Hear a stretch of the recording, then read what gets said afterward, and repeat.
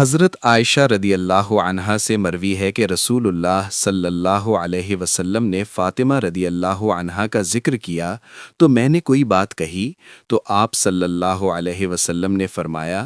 کیا تمہیں یہ بات پسند نہیں کہ تم دنیا و آخرت میں میری بیوی رہو؟ میں نے کہا کیوں نہیں؟ آپ صلی اللہ علیہ وسلم نے فرمایا، تب تم دنیا و آخرت میں میری بیوی ہو۔ حضرت سعد بن ابی وقاص رضی اللہ عنہ سے مروی ہے کہ رسول اللہ صلی اللہ علیہ وسلم نے فرمایا، چار چیزیں خوش بختی سے ہیں: نیک بیوی، کشادہ گھر، نیک پڑوسی اور اچھی سواری، اور چار چیزیں بدبختی سے ہیں: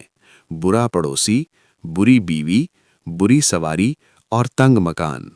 حضرت ابو ہریرہ رضی اللہ عنہ کہتے ہیں کہ رسول اللہ صلی اللہ علیہ وسلم سے پوچھا گیا، کون سی عورت بہتر ہے؟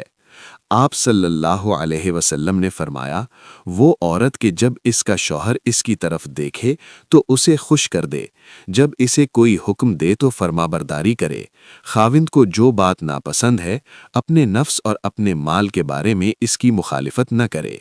حضرت عبداللہ بن عمرو رضی اللہ عنہما سے مرفوعاً مروی ہے کہ اللہ کے نزدیک سب سے عظیم جرم والا وہ شخص ہے جس نے کسی عورت سے شادی کی، پھر جب اس سے اپنی حاجت پوری کر لی تو اسے طلاق دے کر اس کا مہر ہتھیا لیا، اور دوسرا وہ شخص جس نے کسی شخص سے مزدوری کروائی اور اس کی مزدوری ہتھیا لی، اور وہ شخص جس نے کسی چوپائے کو فضول میں قتل کر دیا۔